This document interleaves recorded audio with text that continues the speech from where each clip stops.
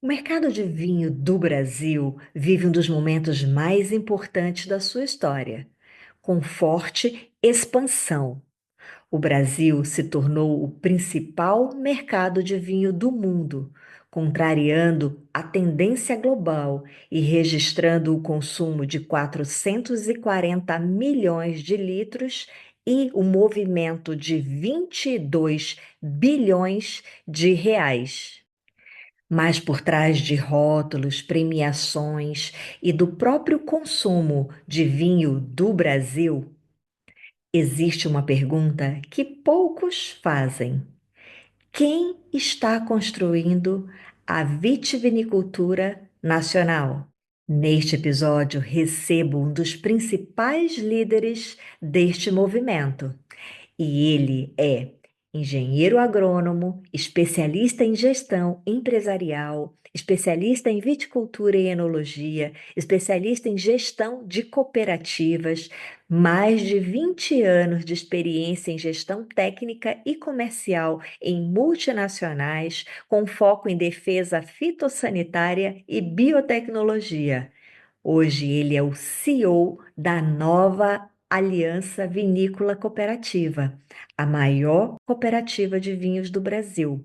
Bem-vindo ao Bacocast, Heleno Fachin. E quem é o Heleno por trás do executivo? Olha, é uma pessoa dinâmica, uma pessoa que se preocupa com as outras pessoas, é uma pessoa muito família, que trabalha, se dedica pela família e pelas famílias na qual ele tem vínculo. Então a gente gosta de assumir responsabilidades e gosta de compartilhar elas também. Então é sobre envolver pessoas, eu gosto de estar com pessoas, eh, sou uma pessoa bastante sociável e, e da mesma forma a gente busca trabalhar de maneira leal, eu acho, de maneira aberta, de maneira transparente, de maneira autêntica, eu digo, sem filtros, mas também sem sincericídios, né? Como a gente comenta muitas vezes. Sim, Então a tem gente uma diferença, né, Heleno? exatamente, né? Tem uma diferença importante, mas esse é o Heleno, né? Alguém que gosta bastante de estudar, gosta bastante de também observar comportamento, enfim, procuro, tô, enfim, não só comportamento, mas olhar a natureza, olhar sinais, né? Então esse é um ponto importante, essa questão da observação, né? Eu acho que é um pouco de método científico nisso, né? Então e a gente também acaba tendo essa observação do dia a dia no nossa maneira de agir, né? Então É. a gente acaba claro, né? Bom, é mais ou menos isso, Daiane, que daí tu vai ter que fazer um corte aí agora.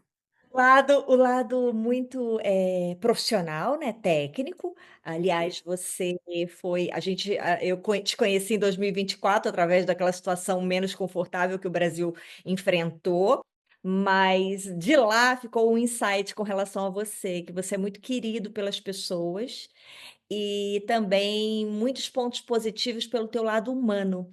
E eu adoro falar de seres humanos extraordinários, boas almas por trás do que quem está por trás do vinho. Mas qual é a tua ligação com o agronegócio? Como é que foi essa ligação com o agronegócio em si do Brasil? Daiane, isso aconteceu de forma quase natural, porque a gente vem com uma criação no interior do país, né? E com um vínculo muito próximo à vitivinicultura, principalmente, né? Então eu me criei a vida inteira, ah, estando próximo de vinhedos, estando próximo de pomares, vendo a família, as famílias, se desenvolverem, trabalharem, famílias buscarem outros caminhos, famílias retornarem, né? E isso aí a gente acaba marcando a gente, e claro que quando a gente vai tomar uma decisão profissional de um rumo, de uma carreira, o agro ele era a via única, foi o único vestibular que eu fiz na Sangue. vida, né? Exato. Então aí a partir da agronomia a gente seguiu adiante, então buscando se desenvolver e de maneira técnica inicialmente um profissional ele se desenvolve bastante tecnicamente na graduação e o bom é que a vida também trouxe a prática para gente. Então a gente já chegava sabendo de princípios, sabendo de como é que é o cotidiano do dia a dia do agro, né?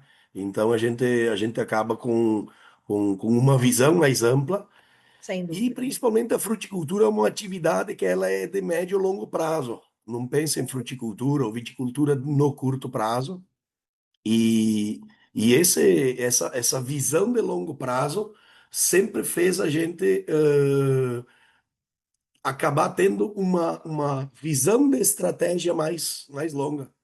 A gente, Sim. assim, é uma característica minha, poucas vezes, assim, a gente toma uma atitude ou uma decisão que seja para beneficiar só o curto prazo. Então, Certo. claro que existem situações, mas a gente acaba desenvolvendo na fruticultura uma visão de estratégia e de médio e longo prazo que é muito positiva e importante também para os negócios.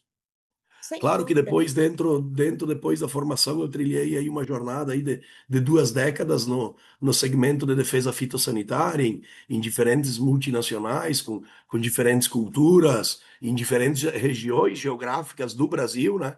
Então, podendo atuar no centro-oeste brasileiro, e casualmente nos últimos 20 anos, o estado do Mato Grosso foi o estado onde o PIB brasileiro mais cresceu.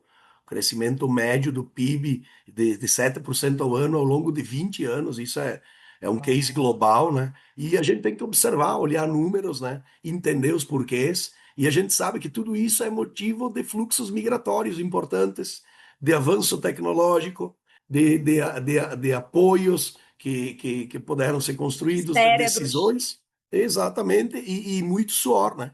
Então, de novo, Muito. são pessoas, né? Pessoas movimentando regiões, movimentando a economia, trazendo desenvolvimento em função do agro. A gente teve a oportunidade de fazer parte disso também e construir muitos amigos e construir história.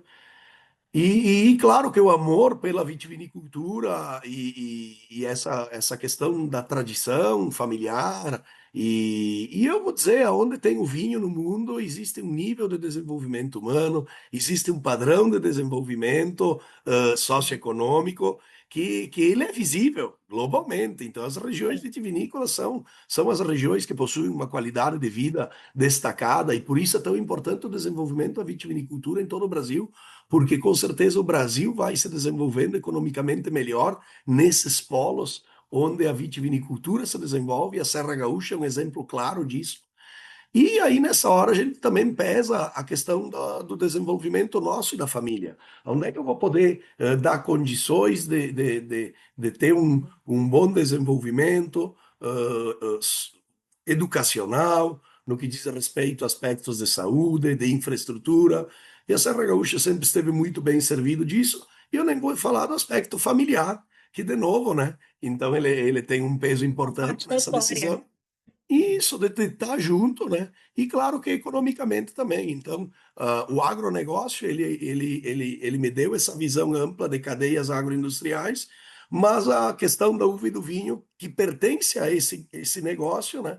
Como uma cadeia verticalizada, como uma cadeia que agrega tantas famílias, né? E que a gente hoje aqui, dentro dessa jornada aí também profissional, a gente acaba estando em todos os elos da cadeia, eu digo, né? Tanto na produção, quanto na gestão, quanto na representação setorial. Então, eu acho que esses são pontos importantes, né, Daiane? E é onde a gente busca, tá? A gente busca, sim, não só impactar o negócio, mas, de novo, é sobre impactar pessoas, é sobre construir experiências positivas aonde tu tá, e claro que às vezes as condições podem ser melhores para isso, né? Então onde a gente habita, a gente vai ter desafios de diferentes níveis, perfis, né? E o setor vitivinícola brasileiro é um setor que ele é tradicionalmente heróico, tá? Então a jornada de desenvolvimento e de Opa! avanço, Então eu digo, às vezes, a gente também, os italianos que quando chegaram no Brasil aí há 150 anos atrás e foram para a Serra Gaúcha, encontraram aquele mundo de Eu- pedra e um relevo irregular. Claro, encontraram nessa região um pouco daquela sua Itália, né? Mas dá para facilitar, enfim, né? Relevo é importante, enfim, condições humanas são importantes e toda essa facilidade de manejos que hoje existem. E a Serra Gaúcha, mesmo com todas as vezes limitações, seja de relevo, seja climáticas, é uma região que foi desenvolvida tendo como lastro a Belíssimo. vitivinicultura, né? Sem dúvida. Helena, deixa eu te cortar. Olha, é, o teu background, não só que você já fincou muito bem esclarecido, familiar, sobretudo dentro dessa região lindíssima, que tem a tradição realmente de famílias, né, do trabalho familiar, do envolvimento com a terra, é lindíssimo ver. Mas esse teu trânsito em multinacionais, esse teu background de executivo, te trouxe o quê para liderar a maior cooperativa de vinho do Brasil? Vamos lá. Trouxe a capacidade de lidar com a diversidade, né? Então, numa cooperativa, cada cooperado é dono, né? Então, a cooperativa ela não deixa de ser uma instituição, uma agremiação de empreendedores, né?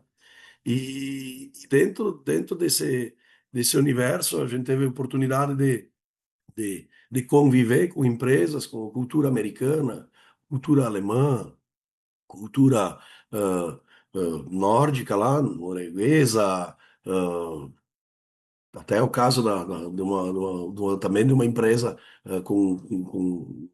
localizada no Oriente Médio. Então a gente enfim, circulou por culturas corporativas distintas. Eu, ao longo de 20 anos de multinacional, eu me lembro, eu sempre comento, né, até com os meus filhos, né, eu tive 21 líderes diretos em 20 anos. Aprendeu E, bastante, hein? e assim, esse é um ponto importante, porque com 21 formas diferentes ao longo de 20 anos de também aprender muito, né? A gente de fato consegue se desenvolver, se adaptar. Então, essa é uma capacidade que a gente consegue desenvolver de adaptação e de aprendizado, uma velocidade importante. E claro que a maturidade também. A, a evolução profissional, os aprendizados que a gente vai ganhando ao longo da vida, fazem a gente entender e nos deixam mais preparados, de fato, para poder assumir desafios. E graças a Deus eu sempre pude contar com também bons parceiros profissionais, bons mentores, né, ao longo dessa jornada. Então, nesse sentido aí, isso aí deixa a gente mais preparado para estar se desenvolvendo e avançando em desafios, como liderar uma cooperativa com a estrutura da Nova Aliança. E o que é que mais te surpreendeu quando tu assumistes a nova aliança?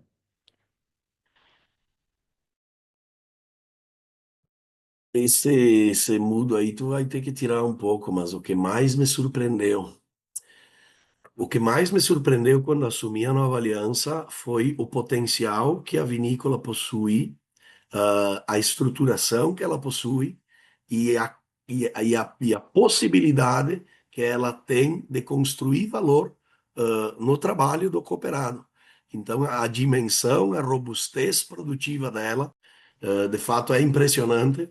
E claro que tem questões de legado que precisam ser cuidadas, de maneira prioritária, mas o potencial, de fato, que ela possui enquanto empresa é um potencial enorme e que com certeza vai ainda trazer muito, muito mais orgulho para os vinhos do Brasil e para a vitivinicultura mundial, com certeza também. Que maravilha! E quem nunca ouviu falar na nova aliança, faz o pitch agora. O que é a nova aliança? Bom, a Nova Aliança, então, a Nova Aliança Vinícola Cooperativa é a cooperativa vinícola mais antiga do Brasil, então, né, com origem desde 1929. Então, claro, Nossa. cooperativa em atuação, né, em atividade, com processamento, enfim, toda a operação em andamento. A gente hoje é composto por mais de 600 famílias de viticultores em mais de 15 municípios do Rio Grande do Sul, e onde a gente acaba tendo presença na maior diversidade de terroirs do Rio Grande do Sul.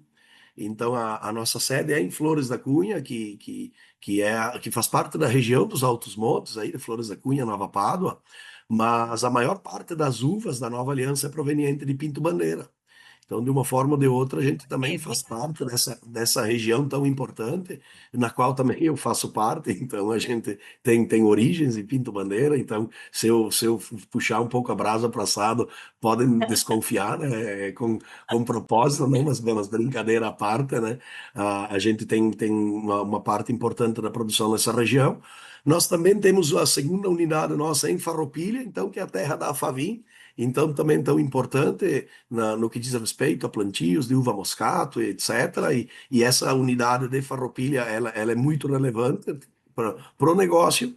E uma terceira unidade lá na Campanha Gaúcha, em Santana do Livramento. Então, são três unidades produtivas importantes, mas mais do que isso é a agregação de todas essas famílias, né, para levar o melhor em vinhos, sucos e espumantes para o mundo inteiro, né? Então Nossa, esse é o ponto da Nova Aliança. Ela tem aspectos importantes sobre produção orgânica, por exemplo. A gente sobre a maior pro- dimensão, Pleno, a dimensão da nova aliança. a Nova Aliança hoje ela processa entre 5 a Produção. 7% da uva do Brasil. Então então ela de fato ela tem uma robustez importante no que diz respeito a processamento e produção de uvas e principalmente no que diz respeito à capacidade de processamento. Então a gente tem toda uma tecnologia e um controle.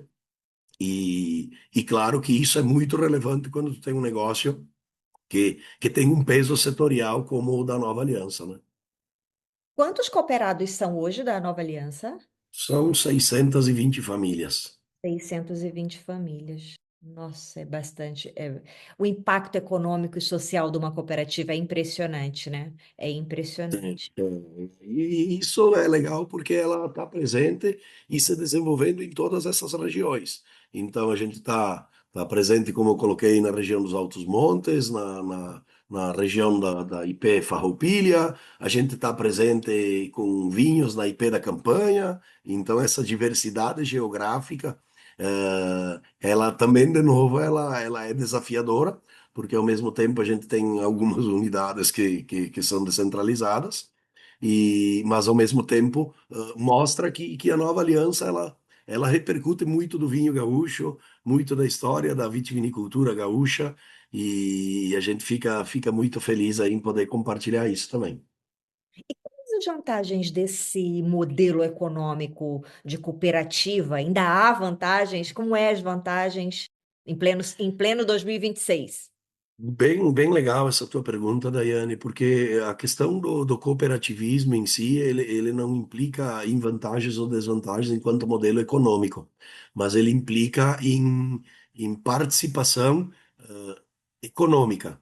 Então, esse é um ponto importante. O empreendedorismo, ele é a mola propulsora do desenvolvimento econômico no mundo inteiro. Então, a gente precisa trabalhar essa questão do empreendedorismo e na cooperativa o trabalho do intraempreendedorismo. Então, é o produtor motivado para produzir mais, para produzir melhor, não só mais, para poder levar desenvolvimento econômico para casa dele e para o negócio. Porque daí, no caso da cooperativa, eu não vou entrar em comparativo com uma empresa de capital aberto, mas tu é um acionista e tu quer que aquele teu negócio ande bem e tu precisa então estar inteirado no que acontece e esse é um ponto importante. Eu digo quando a cooperativa vai bem, não é o executivo só que vai bem, os colaboradores que vão bem, é toda uma comunidade que vai bem.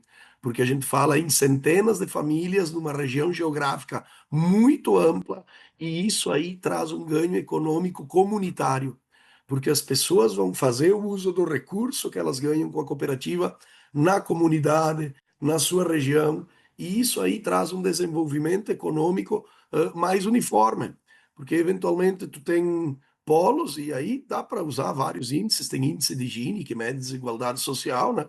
E tem atividades econômicas importantes, onde às vezes só tem o desenvolvimento de um negócio e não consegue desenvolver outros no entorno.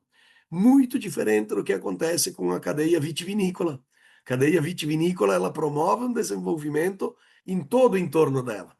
Seja as pessoas que precisam dos insumos agrícolas, enológicos, sejam as pessoas que precisam fazer o transporte disso, sejam as pessoas que trabalham com a parte do enoturismo, da gastronomia, daí de eventos. Aí tem toda uma estrutura em torno disso, comercial, industrial da mesma forma. Essa é a riqueza da vitivinicultura. E claro que quando a gente fala em atividade cooperativa, a gente fala em compartilhar. E compartilhar às vezes dói, e por isso saber lidar também com essa diversidade, ele é primordial, sabe? Porque tu tem visões distintas, conhecimentos distintos, história de vidas distintas, e às vezes quem está longe da operação de uma empresa não entende o funcionamento dela, ou muitas vezes a pessoa ela não vive o mercado dia a dia, porque o mercado é uma coisa e a realidade dentro da porteira é outra. Então a gente sempre fala, falando em agronegócio, o produtor às vezes está muito bem dentro da porteira. Tá, mas e como é que está fora? Como é que está a estrutura produtiva, a estrutura industrial, a estrutura de custos, a estrutura de acesso ao mercado, a tua relação institucional enquanto empresa? Então, enfim, o cooperativismo ele é muito importante porque ele agrega todas essas esferas também de novo, é sobre unir pessoas, é sobre construir valor no trabalho das pessoas. Então, eu entendo Então, nesse sentido. eu ia te fazer uma pergunta se o cooperativismo era. Então, não é apenas um negócio, e sim pode ser utilizado como uma ferramenta de sobrevivência, inclusive para a vitivinicultura brasileira. Sim, sem dúvida nenhuma, o cooperativismo ou a união das pessoas, ou os movimentos setoriais, enfim, eles não começam e não se fortalecem quando está tudo bem. Eles são propulsionados quando existem dificuldades. Então, o cooperativismo ele vem como uma resposta às dificuldades que essas famílias enfrentaram há um século, mais de um século atrás, e que a melhor maneira encontrada naquele momento foi se unir. Pois é. Como aconteceu em 2024, onde o Brasil inteiro se uniu para ajudar o Rio Grande do Sul nesse sentido. Então, de fato, esse é um aspecto que a cooperação é aquilo que a gente busca em qualquer ambiente corporativo. E hoje a gente fala enquanto teamwork, o famoso trabalho em equipe, né? Então, isso é trabalhar em cooperação, e cooperar implica em comprometimento, porque não é eu só ir lá e fazer a minha parte e me retirar. Não, eu vou lá, eu faço a minha parte e agora a gente colhe juntos os resultados disso. Então, esse é um ponto, né? E sejam eles bons ou ruins. Então, a gente está aqui, de fato, falando sobre compartilhamento e sobre comprometimento. E aí, nesse aspecto, ele acaba sendo também um modelo justo, né? Porque aquilo que eu digo combinado sai sempre barato, né? Então, aquilo que se define, se alinha, se busca, né? E o cooperativismo, ele tem muito disso. E claro que acaba que algumas pessoas têm mais responsabilidades, mas cada pessoa ela é fundamental nesse processo. Então, esse é uma consciência que precisa estar clara, porque as pessoas que vivem de maneira cooperada ou de maneira integrada, elas entendem que ao mesmo tempo em que é preciso avançar, então, de novo, se uma peça desse jogo ficar faltando, o jogo ele não anda tão pleno, né? Então, cada engrenagem desse sistema ele é relevante. Heleno, cita de maneira geral, a gente sabe que empreender no Brasil é quase que é de fato uma ação heróica. Eu acho que até mais que heroísmo, né? É completamente outras palavras, outros adjetivos.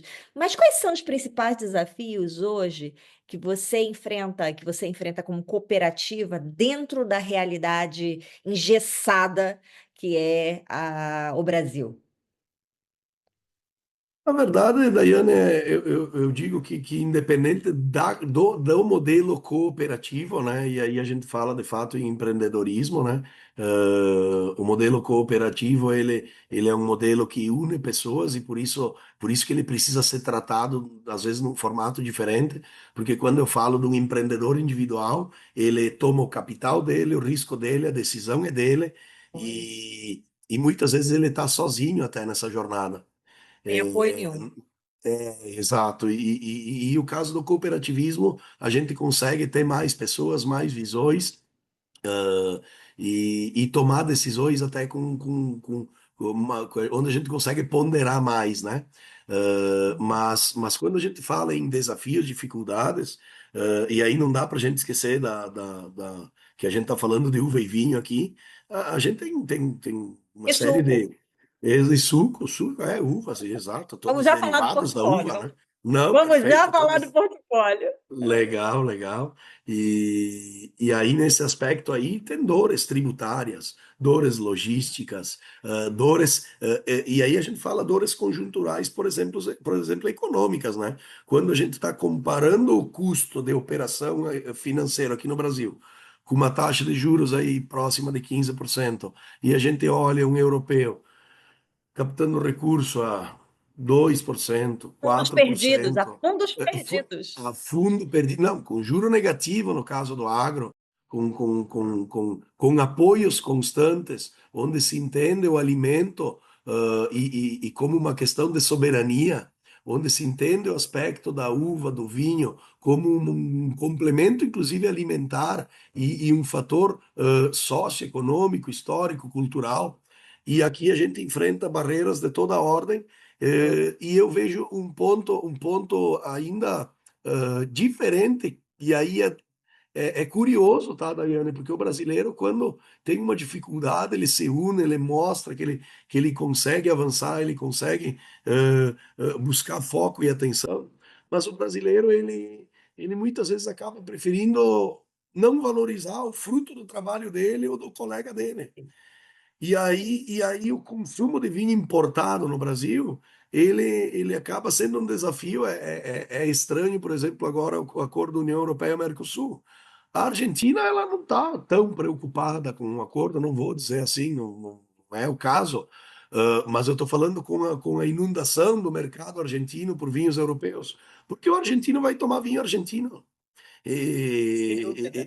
Esse é um aspecto, e aqui no Brasil 80% mais do consumo do vinho ele é importado, e o brasileiro ele também precisa entender que essa cadeia econômica da uva e do vinho aqui no Brasil ela é muito importante, muito relevante, e é sobre valorizar o trabalho nosso, né? Eu acho que esse é um ponto, claro que aqui tem o mundo inteiro assistindo, mas o português faz isso muito bem. Dentro de Portugal tem regiões que uma região não toma o vinho da outra, a gente acaba sendo bairrista, né? Então dificilmente tu vai para a Portugal Itália como para um tomar todo um. é. Portugal como um É, todo é.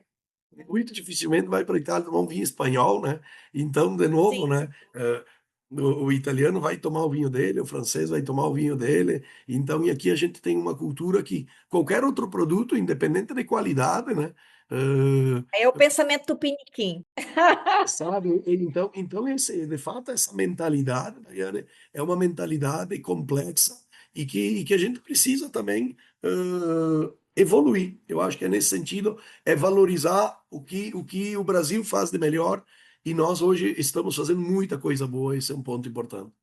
Sem dúvida. Heleno, esse tópico em si é um mundo complexo para a gente conversar, tem muitas nuances aqui. Você tá, olha, para quem está assistindo agora o vídeo, o Heleno não está no Rio Grande do Sul, está em Brasília, 6 da matina, para poder falar comigo.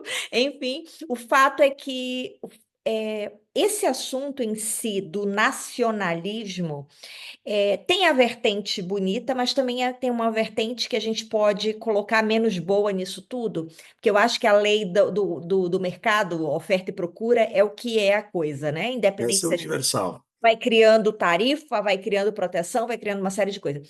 O mercado do vinho brasileiro está em forte expansão, né? Que a gente vai, eu quero conversar com você sobre, se ainda der tempo, o Heleno está com tempo contado, que vai já pegar o avião, mas o fato é que o mercado brasileiro está em expansão, é gigantesco a possibilidade de crescimento, e talvez o próprio mercado brasileiro produtivo tenha que estar atuando de forma muito mais estratégica não só, não para estar ali tete a tete brigando com vinho que tem fundo perdido e você não vai ter como competir, esquece, não tem como competir. E sim criar um sentimento do próprio brasileiro de amor ao seu país, amor ao trabalho das pessoas que produzem qualquer coisa, seja o suco, seja o espumante, seja o vinho, ou seja a produção do trigo, do que quer que seja de estar ali entendendo o porquê que o valor de um preço é esse, o preço do outro é aquele, né? E nesse sentido, avançar é para que a gente possa aumentar o nosso PIB, o nosso consumo per capita, né? Ou seja, de 2 a 3 litros, por que que a gente não vai para Muito baixo. 5 para 10? Não é? Então, assim, tem um mercado gigante para expandir, em vez de ficar ali só na competição do que está brigando ali pelo preço, que não tem como. Não tem como, não tem para Sim, onde correr, né? perfeito. Então, Não, é um, exato. É. é um assunto muito complexo para. Só estou colocando um ponto de vista também, Heleno, mas eu Claro. queria avançar contigo por causa do teu horário. Eu estou te interrompendo por causa do teu Não, horário. fica Agora meu tranquilo, voo. imagina, Daiane, Mas fica bem tranquilo. no mercado do vinho brasileiro, como é que tu avalia o teu olho de pessoa que está dentro da cadeia? Como é que tu está vendo esse momento atual do mercado do vinho, o mercado do vinho dentro do Brasil e o mercado do vinho brasileiro? É, de fato, Daiane, essa visão de que o Brasil tem um potencial gigante, eu digo, não é só para o vinho, né?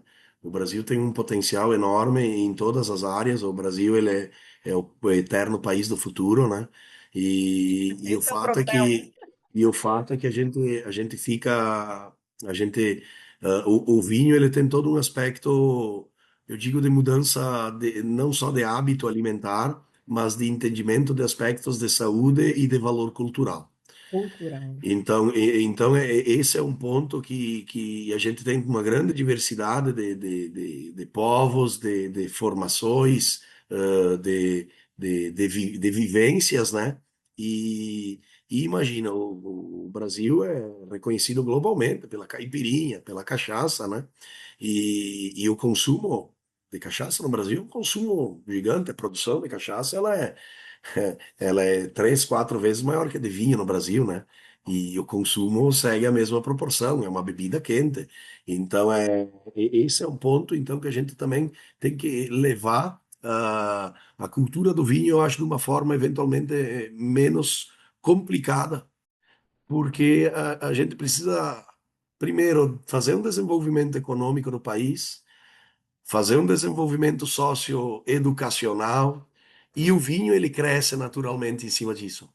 Porque a gente vê que os países que têm um nível de desenvolvimento maior, o É o consumo de nível são vinho, de fato, é maior. Então, de novo, a gente fala aqui é sobre desenvolvimento socioeconômico e a consciência dos aspectos de saúde e dos aspectos de integração que o vinho cria. Integração entre os povos, entre as comunidades, entre as famílias, entre as pessoas. Uhum. Então, de novo, né? A gente tem pontos para avançar. E eu vou dizer, o mundo ele entende o Brasil como um grande mercado, porque nós aqui já somos em 200 milhões de pessoas, mas quantas dessas pessoas elas têm condições culturais e econômicas para poder entrar no mundo do vinho? E aí o que acontece hoje não é uma ampliação do tamanho da pizza, que é aquilo que a gente precisa buscar, inclusive despertando o o próprio aspecto da brasilidade, enfim, né? Mas a gente tem que cuidar para não só ficar dividindo a pizza, porque o principal é aumentar o tamanho disso, aumentar essa fatia, mas aí, de novo, tem uma série de fatores que a gente não consegue controlar, né? E fatores econômicos, principalmente, né?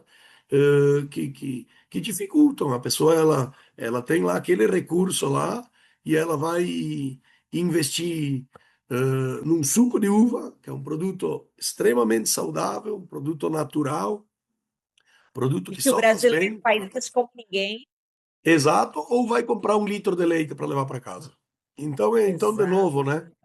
Então a gente tem aqui questões que são relevantes e que têm que ser apontadas no Brasil. O Brasil de novo, é o país em eterno desenvolvimento, né? E a gente tem possibilidades de avançar, mas isso demanda, sim, apoios também para a própria cadeia da uva interna. Não tem como tu falou aqui, a vitivinicultura brasileira concorrer com a vitivinicultura subvencionada.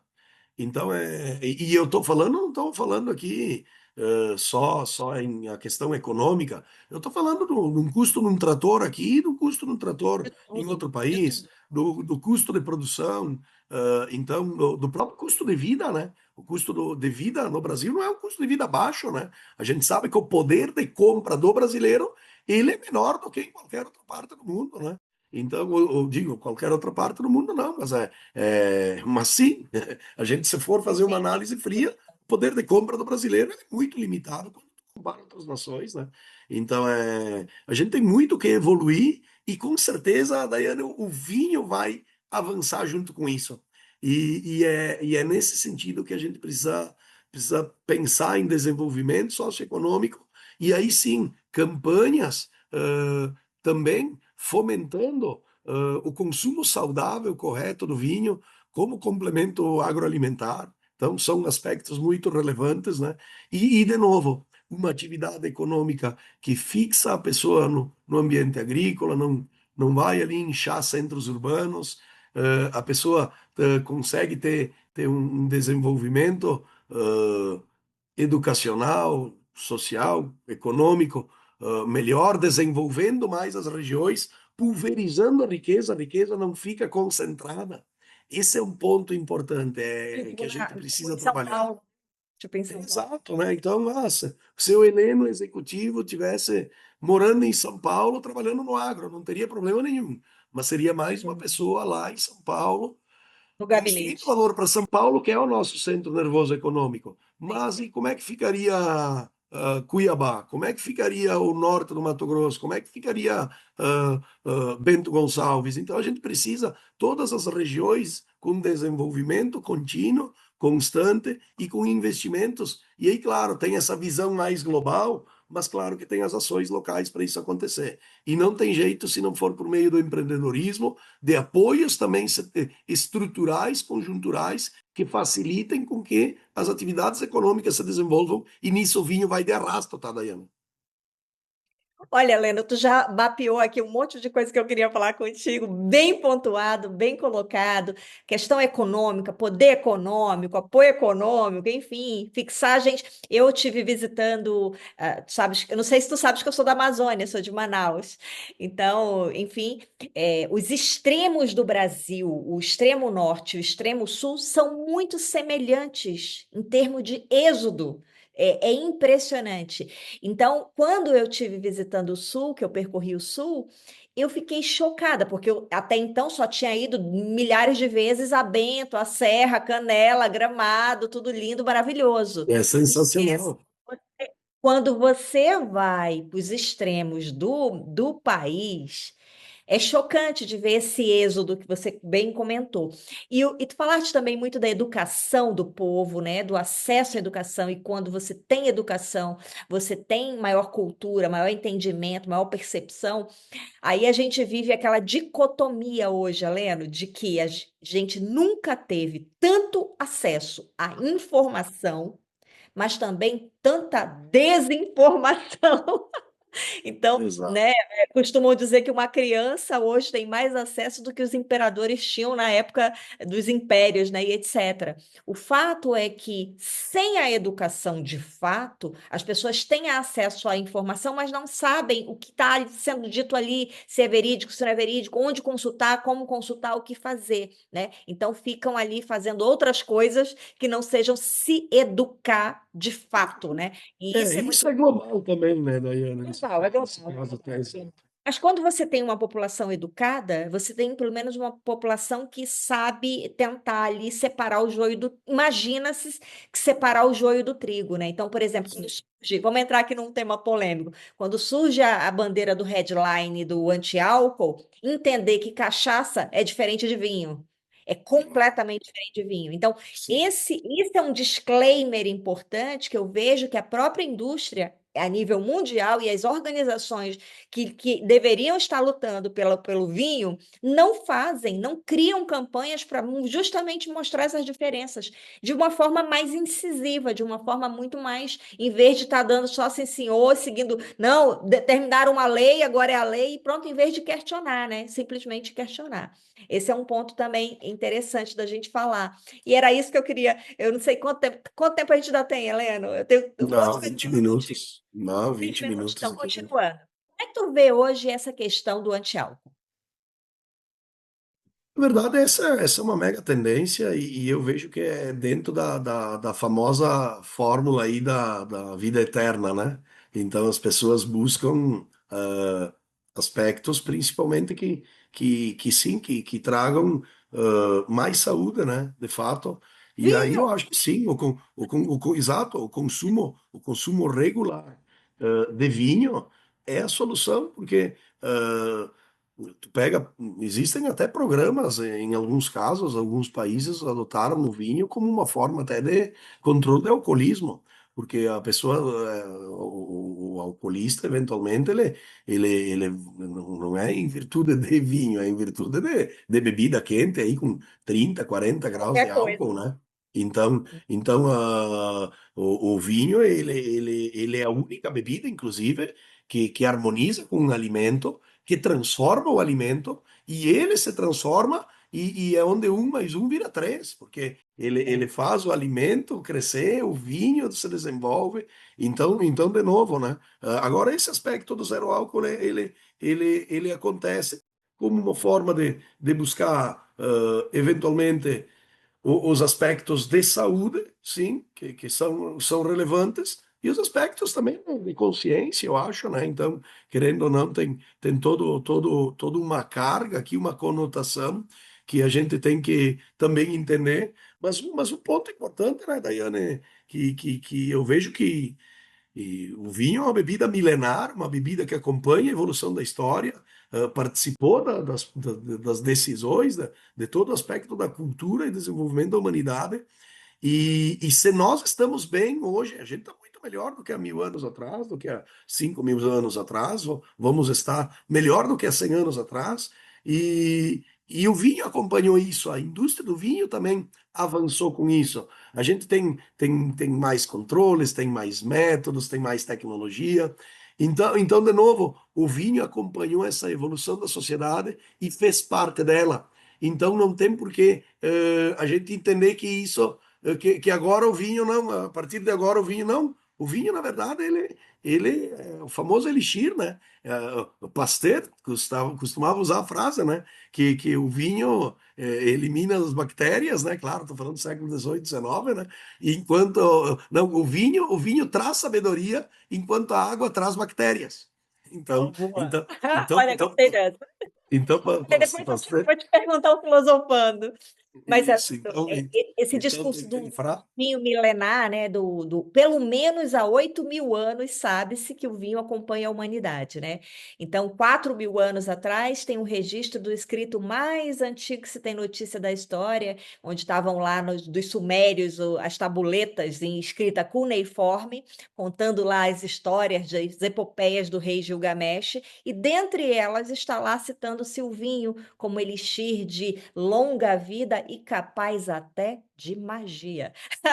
Olha, Aí a é gente sobre vê isso. um conhecimento empírico de 4.000 anos, né? Depois passando por as principais civilizações a que se teve notícia, e chegando agora, em pleno século XXI, se descobrindo que dentro desse alimento milenar tem uma riqueza de moléculas, de substâncias benéficas para a saúde humana, né? E isso é importante falar. E é por isso, Heleno, que eu redigi esse livro aqui que eu quero te presentear com um Vinho, Viagem Nossa. cultural, onde eu conto exatamente a trajetória do vinho ao longo da história, que passa pela própria trajetória da humanidade, enfatizando esses principais pontos de uma forma super leve, tranquila, com muita. Eu tive em loco na maioria dos lugares, então, assim, um objetivo é que as pessoas, não só a cadeia do vinho, mas todos que se interessam por cultura, por história, entendam qual é a importância dessa bebida milenar para a humanidade, não só na questão cultural, social, econômica, mas de saúde também.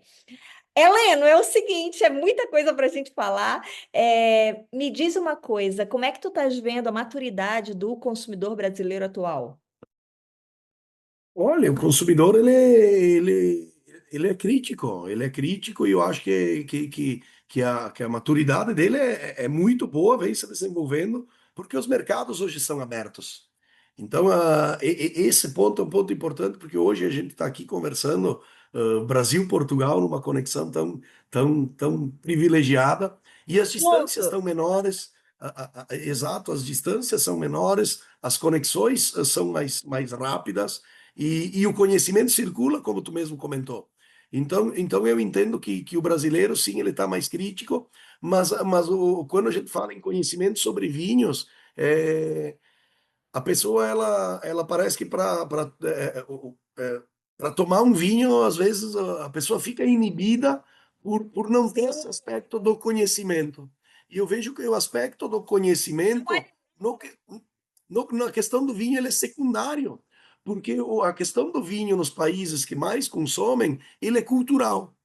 Então, tipo assim, tu nasceu vendo teu avô, teu pai, tua família tomarem vinho, vivendo disso, e mesmo no centro urbano, que a pessoa não tem vínculo nenhum com a vitivinicultura, mas tem um aspecto cultural. Então, a pessoa, ela não precisa ter, eu digo, ter doutorado em enologia para tomar vinho. Eu digo, para a pessoa tomar vinho, ela precisa ter sede, né?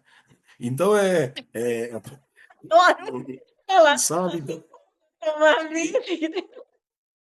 Então, eu vejo que muitas vezes há uma complicação desse mundo que acaba afastando esse novo consumidor aqui no Brasil que a gente busca. Porque a pessoa não precisa fazer um curso da destilação da cachaça para tomar uma caipira.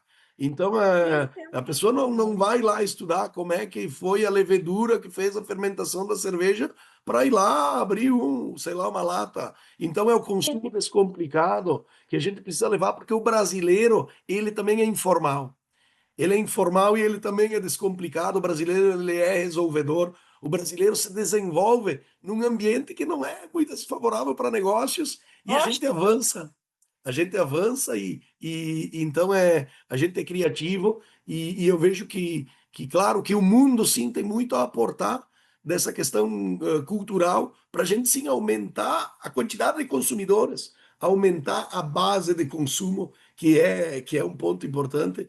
E por quê? Porque o consumidor hoje ele está atento àquilo que as pessoas influenciam, mas ele está atento aos aspectos de saúde, aos aspectos de valorização do seu recurso, aos aspectos de socialização. Então é um ponto importante e eu vejo que nesse aspecto a gente tem que fazer ações olhando justamente para o consumidor. Qual é o perfil dele? Qual é o perfil do produto? Qual é o momento de consumo também? Tem todo esse aspecto, né? Enfim, tão relevante. Essa premizurização que colocam para o vinho, né? É muito interessante. Mas, Heleno, tranquilo.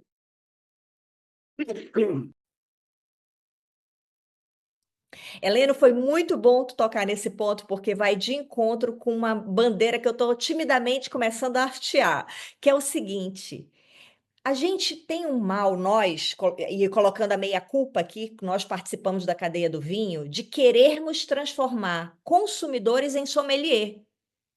Se a pessoa é consumidor, ela tem que entender o que ela gosta. Ela não tem que estar atenta na técnica da técnica da técnica de descrever um vinho como um Master of Wine.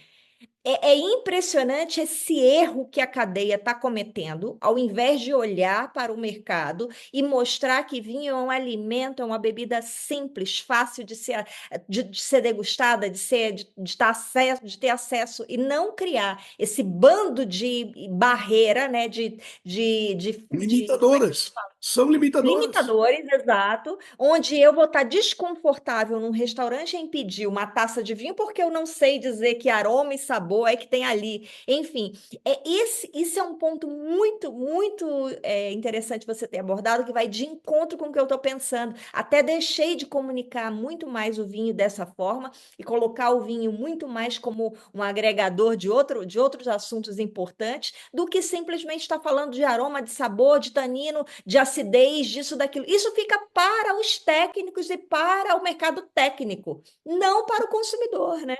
E essa é uma jornada de evolução que ela começa quando a pessoa ela pega amor pelo negócio. Porque quando Sim, tu vai, tu tem, enfim, prazer com algo, tu busca entender mais isso. Então aprofundar, né? é isso, mas o aspecto de que parece que tu precisa ter o conhecimento antes do consumo é Exato. um limitador desnecessário, porque o que que a gente busca com o vinho, em primeiro lugar, é fazer dele um agente que, que, que, que faça parte da refeição, que faça parte do dia a dia, então que faça parte da rotina familiar.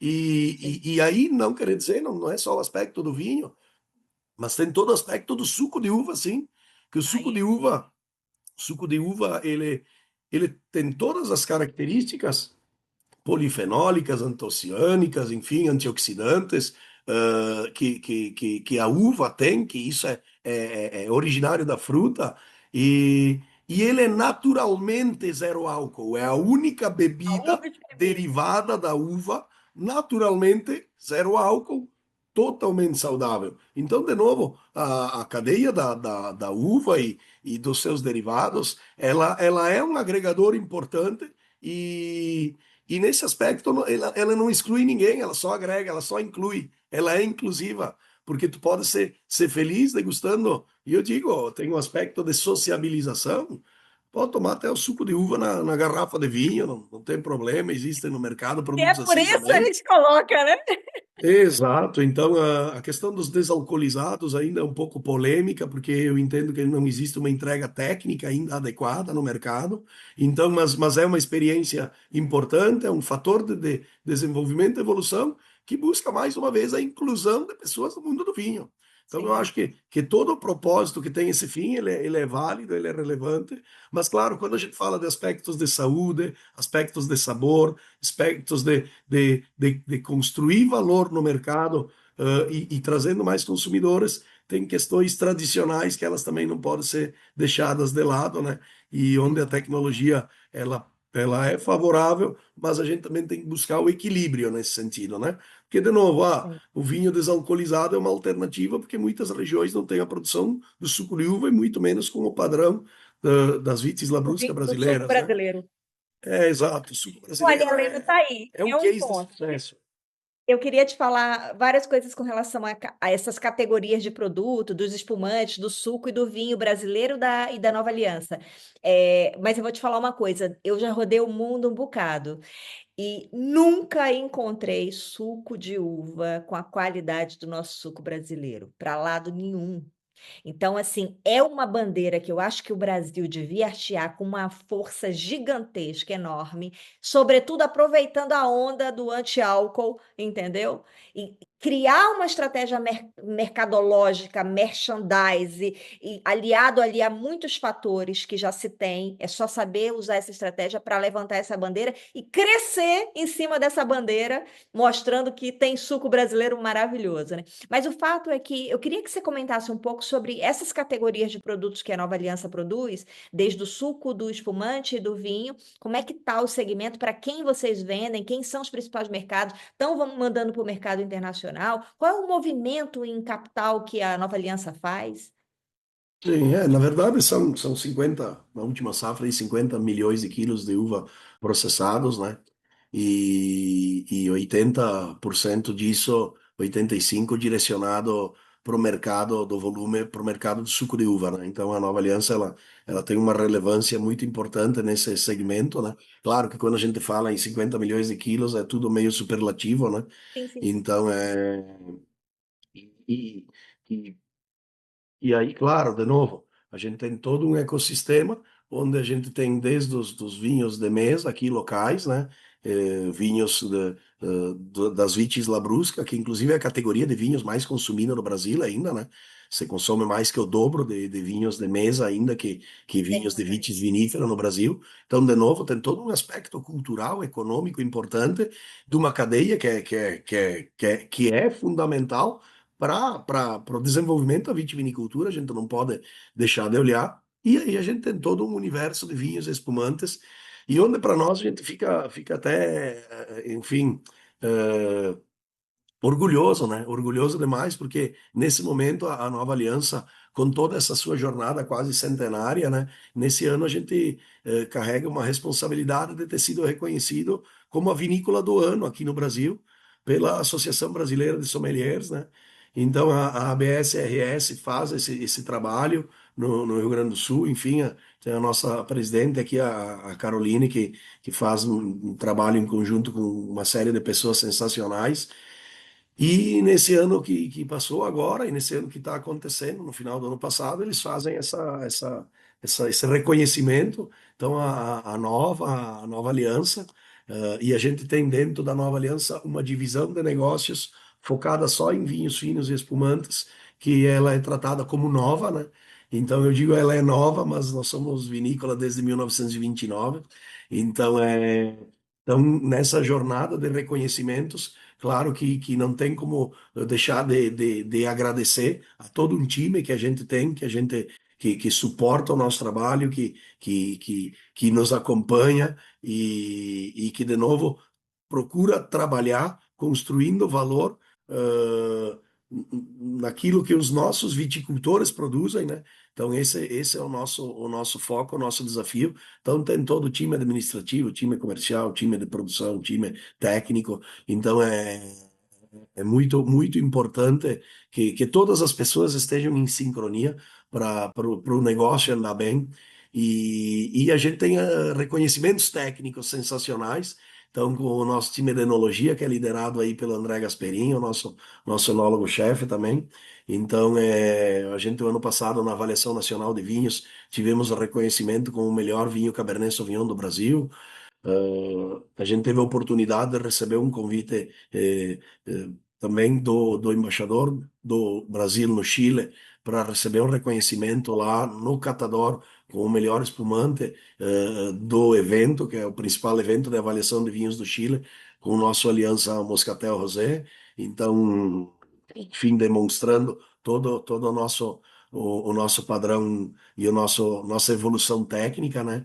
Então, o próprio Santa Colina da uva Glera, Prosecco, né? A gente, ainda aqui no Brasil, ainda está tratando por Prosecco, mas Glera ou Prosecco, a gente teve reconhecimento como a melhor entrega técnica de um espumante nessa categoria, tanto no Vinalis na França, quanto no Decanter Wine Hours em Londres.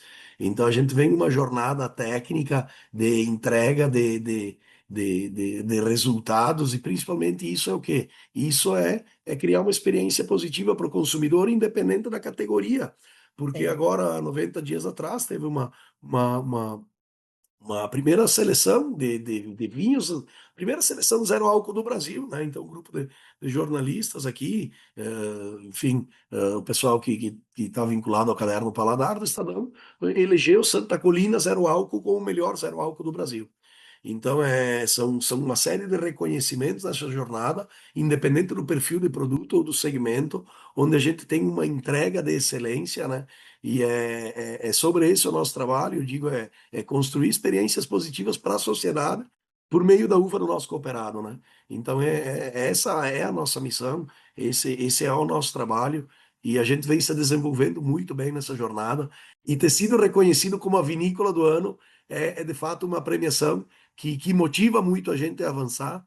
Quando a gente fala em avançar no mercado, de fato, a Nova Aliança ela tem uma estrutura robusta e isso muitas vezes ainda não tá refletido naquilo que a gente fala em market share, que a Nova Aliança também tem um ecossistema de produção para terceiros que trabalhou muito ao longo disso na jornada e acabou não focando tanto em marca e mercado, que é o trabalho que a gente vem fazendo hoje também, sem abrir mão das parcerias que a gente desenvolveu. A gente está com um direcional estratégico muito importante, focado no sim, no vinho, no espumante.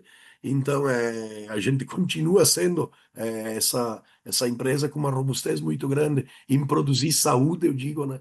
Então, é esse que tem que ser o nosso foco, é produzir saúde, o suco de uva é saúde, o vinho é saúde, o espumante da mesma forma, uma categoria que o Brasil hoje tem um reconhecimento global e onde Global. a gente tem todos os predicados para poder também avançar globalmente. Hoje a gente já exporta aí para cerca de 6 países, 8 países, né? Claro que, de novo, é um trabalho onde a gente faz um Quais são, avanço. Leno? Quais são os países? Hoje já é Paraguai, Uruguai, Bolívia, China, a gente mandou para Portugal alguma coisa, alguns mercados de África. Então aí tem uma meia dúzia aí que a gente tem agora, na verdade, é Oriente Médio, não é África, desculpa. Então não me lembro se foi Líbia ou Síria, enfim, mas então a gente tem ações, mas de novo é um trabalho conjunto. A Nova Aliança participou pela primeira vez da ProWine Düsseldorf esse ano, então vai estar avançando para participar mais em feiras internacionais, para o público consumidor também nos conhecer. O público que conhecia o Santa Colina Zero Álcool, de fato, ficava surpreso, dizia, nossa, que sensacional, que experiência boa, e como é que eu compro, né? Então é sobre isso, claro, desde o nosso Cabernet Sauvignon, tanto do Aliança, que é a nossa linha reserva, o Cerro da Cruz, ou seja o nosso Nova 150 anos, que tem todo um simbolismo, foi o espumante utilizado aí principalmente nas celebrações dos 150 anos da imigração italiana no Brasil. Então um trabalho diplomático aqui desenvolvido em conjunto com o Consulado Geral, com a própria embaixada, e que também nos orgulha de novo desse trabalho de integração, de reconhecimento e de valorização da história, do trabalho, de quanto a vitivinicultura está se desenvolvendo no país. Então, como tu falou, a gente está aqui em Brasília, uma região que está tendo um desenvolvimento importante também no que diz respeito à vitivinicultura. Então, são polos regionais com projetos de empreendedores que sim têm bastante coragem, estão fazendo uma alocação de recurso em virtude também de uma paixão, que é a paixão pelo vinho que une todos nós. Eu vejo que E une todos esse é um ponto importante.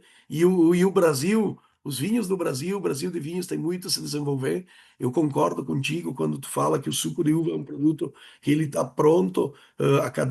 Toda a cadeia agroindustrial do suco de uva, ela consegue suportar o atendimento global, né? Então, esse é um produto que com certeza ele, de novo, né? Ele carrega todos os aspectos que o vinho entrega, sendo naturalmente zero álcool. É o único produto que tem essa característica, né? Então, seguro, saudável e acessível. Então, é um produto que. a todos, a toda gente, tudo. Exatamente, né? Então, são aspectos bem importantes, Daiane, e que a gente fica feliz também em compartilhar. É muita coisa. Eu tinha aqui um quilhão de coisa para te perguntar, mas vou fazer uma pergunta. Vamos finalizar com uma pergunta e tenta ser mais sucinto. E depois quero fazer um bate-bola contigo rapidinho, de eu falar e tu responder uma palavra. Mas primeiro, como é que tu imagina a viticultura em 2036? Ou seja, a vitivinicultura brasileira, tá? Daqui a 10 anos. Muito mais integrada com os mercados globais, né? E eu acredito que enquanto setor mais organizado e unido. Então é isso que eu busco, né? Porque o setor precisa trabalhar de maneira cooperativa. Eu digo que a gente não adianta ser cooperativa na razão social e não ser cooperativa na forma de agir. Então a gente está passando por desafios importantes aqui, também de aberturas de mercado, onde também os órgãos competentes têm que dar as condições para as cadeias que estão sendo abertas poderem competir, eu nem vou dizer em igualdade, mas não em não tanta desigualdade. Então eu vejo uma vitivinicultura brasileira mais democrática, mais aberta para o mundo, mais moderna, mais integrada e principalmente com o setor mais unido e avançando em pautas sim globais de desenvolvimento, porque o Brasil, quando o Brasil, o agricultor brasileiro, o agronegócio brasileiro, mostra para o mundo que quando ele precisa se desenvolver, se superar, ele tem todas as condições de fazê-lo. Se a gente não tivesse tanta gente para atrapalhar, né? Era só o que a gente pedia, não me atrapalha. Mas É, olha, bate bola agora, Heleno. Responde numa palavra ou no máximo uma frase. Um vinho brasileiro que todo consumidor do mundo deveria provar. Qual é? E saia justa. bah, essa pergunta aí agora tu. Só um, só um. O Cabernet Sauvignon Cerro da Cruz, sem dúvida nenhuma, o nosso último reconhecimento aí, com uma estrutura importante, né? Então, Cerro da Cruz Cabernet Sauvignon. Então, vou colocar na minha lista aqui, porque eu ainda não provei. Uma região brasileira com um enorme potencial. A Serra Gaúcha. Terra Gaúcha. Um erro comum dos consumidores. Conclusões precipitadas. Um grande desafio do setor. Desculpa, Ah, preconceito. boa. Um grande desafio do setor. União e organização. E ação. Uma, uma grande União, oportunidade. organização e ação. Desculpa. Espera lá. Então, um grande desafio do setor. União, organização e ação. Sensacional. Uma grande oportunidade para o futuro. Suco de uva e o espumante brasileiro. No mundo, que é o mínimo que a gente quer, nós brasileiros. É isso aí. A gente tem Estarmos todas as condições, em viu? todos os continentes. Uma palavra para definir a nova aliança. Superação. Uma palavra para definir o vinho brasileiro. Amor. E o que eu não te perguntei que você gostaria de deixar aqui registrado? Olha, foi bem completa a nossa conversa mas Vida. não, vejo aqui que na verdade o principal, né, Daiane, é sobre como eu comentei no início, construir valor no trabalho das pessoas, é te agradecer por esse espaço, agradecer pelo trabalho que desenvolve de comunicação, esse trabalho de valorização do vinho, esse trabalho de construção de conhecimento que gera vínculo, que gera engajamento na cadeia e que cria amor à atividade. Então a pessoa sim, ela quer conhecer mais, ela quer se desenvolver mais, e isso é notório quando a pessoa ela entra no mundo do vinho.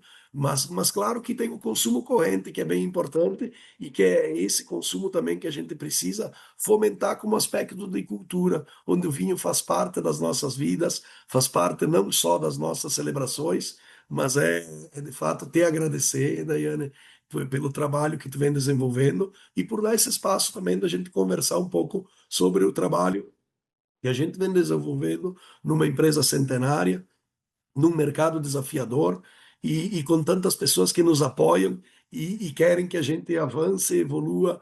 E aqui é agradecer de fato a todas as famílias de viticultores, porque é a viticultura que lastreia todo esse negócio global da uva e do vinho.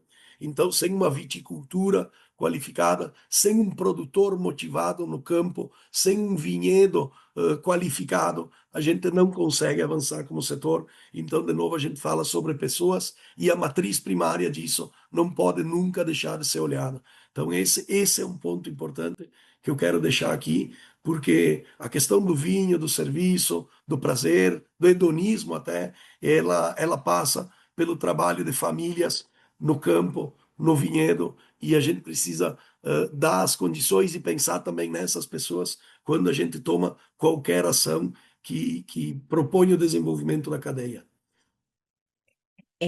Heleno, a gente aqui se comunica, o Bacocast ele é distribuído nas principais plataformas de streaming e chega a muitos lados, claro que com a língua, quem são os lusófonos, né, como a gente fala, mas o fato é que hoje com a inteligência artificial, outros mercados também estão ouvindo e vendo e assistindo e tendo a oportunidade de ouvir outras narrativas, né?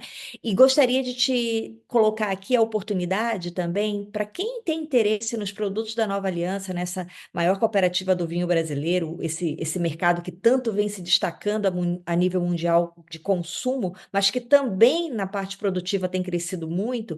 Como é que contacta? Como é que tem acesso? O que que é necessário para poder ter os vinhos da Nova Aliança, seja em Portugal, seja em Angola, seja em Moçambique, seja nos Estados Unidos, seja em qualquer parte Legal. do mundo? Legal, porque a gente tem oportunidade de estar prospectando parcerias ao redor do mundo todo também, Daiane, bem importante. Então, eu vejo que hoje os canais de comunicação por meio das redes sociais são os mais próximos, né? Então, a Nova Aliança Vinícola Cooperativa tem os canais dela até no LinkedIn, tem no Instagram é o arroba Nova Alianca Vinícola Cop e o arroba Nova Vinhos e Espumantes.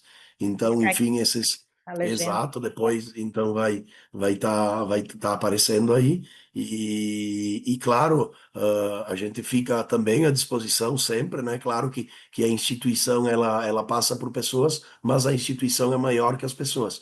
Então eu acredito que as redes sociais sejam o principal ponto. Existe um aspecto que a gente tem um e-commerce interno que é o loja.novaalianca.cop.br e também o nosso site, ele pode ser consultado para as pessoas que querem conhecer mais também do nosso ecossistema, é o www.novaalianca.cop.br, onde lá tem todas as informações, e-mails para contato, telefones, e esse é o canal oficial nosso, né? O nosso endereço eletrônico oficial, que a gente deixa disponível a todos aí que se interessarem por nos conhecer mais e que vai ser com certeza um privilégio a gente poder avançar e buscar um desenvolvimento conjunto e criar uma experiência positiva conjunta.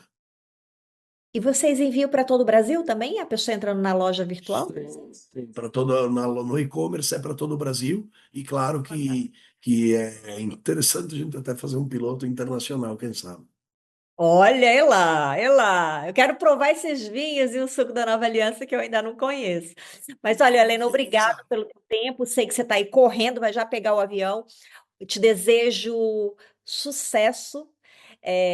Quando a gente conversou em 2024, era uma situação muito complicada para o vinho brasileiro, e naquela altura já me conectei com você de uma forma diferenciadora, por ver em ti, na tua ação, no teu trabalho, a vontade daquela alma ali, daquele ser humano, de fazer uma diferença naquele momento tão caótico que nós passamos no Brasil. Te desejo muito sucesso na tua vida pessoal, familiar e também na Nova Aliança e nos teus projetos também profissionais, tá bem? Tudo de bom. Muito obrigado, Daiane, é um prazer gigante e a gente não pode deixar de agradecer a família, né? Então, a família Sim. é a base nossa, é a nossa sustentação. Agradecer a Carla, que é quem aguenta o rojão enquanto a gente tá longe, né? Então, a gente tem lá o Ângelo, o Pedro, o Bruno, os nossos filhos, que são também motivo de bastante alegria e orgulho. E esse legado familiar é algo que faz todo sentido na cultura do vinho e não tem como a gente deixar de mencionar e agradecer e te desejar sucesso também na tua jornada, Daiane. Saúde sempre e muitos brindes, com certeza. Obrigada. E eu sou Daiane Casal, você me encontra em todas as plataformas e redes digitais com o perfil @Daiane Casal. Eu te aguardo aqui no próximo episódio. Tchau, tchau. Tchau, Heleno. Até mais.